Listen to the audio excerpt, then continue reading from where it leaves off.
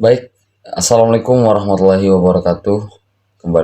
Kembali lagi dengan saya Fauzan Aprilianto dengan nomor induk mahasiswa 23050760044. Di video kali ini kita akan membahas mengenai kata dalam sebuah puisi ataupun karya sastra lainnya. Jadi di video sebelumnya kita sudah membahas mengenai apa itu bunyi dan irama dalam sebuah puisi. Nah, di video kali ini kita akan membahas sebuah kata. Di pembahasan kali ini tidak hanya kita tentang membahas kata, tapi nanti dalam kata tersebut terbagi lagi menjadi 7 bagian, yakni yang pertama adalah kosakata dan macam-macam denotasi ataupun konotasi, kemudian ada bahasa kiasan atau bahasa yang memang sebenarnya tidak sebenarnya, lalu ada pemilihan kata atau diksi, kemudian ada majas atau biasa kita dengar dengan gaya bahasa ataupun eh, sarana retorika, kemudian ada faktor keterbahasaan, dan yang terakhir adalah citra. Baik, kita lanjut yang ke pertama.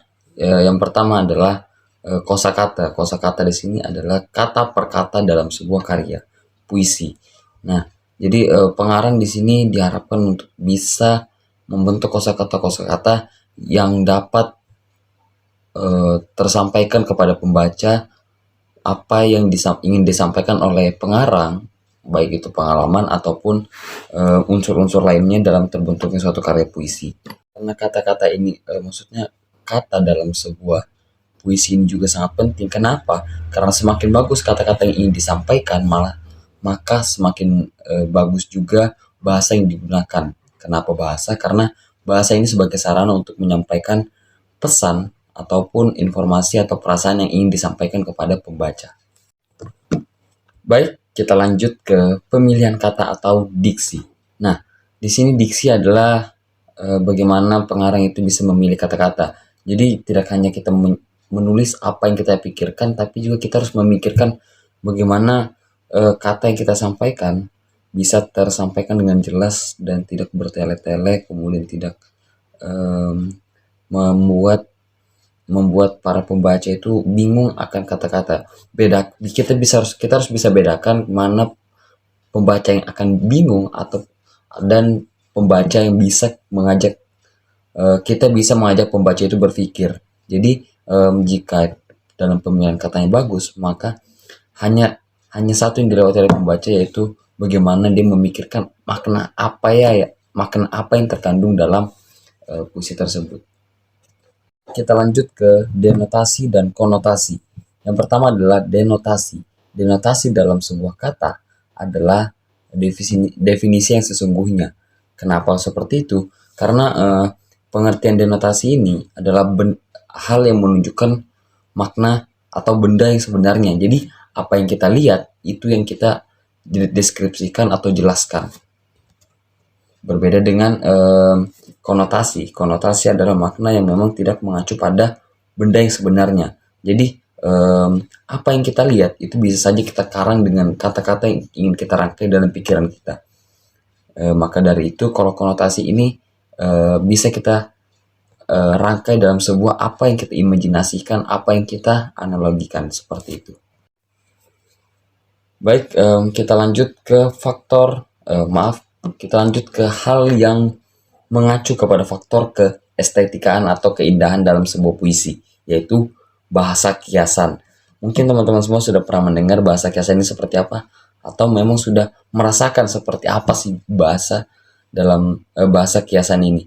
Jadi bahasa kiasan ini adalah hal yang memang mempertimbangkan nilai estetika dalam sebuah puisi.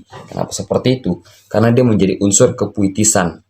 Karena puisi tanpa hal yang puitis hanyalah sebuah rangkaian kata-kata yang memang keluar dari imajinasi atau pikiran dari seorang pengarang. Nah, kenapa kita perlu hal yang puitis dalam sebuah puisi?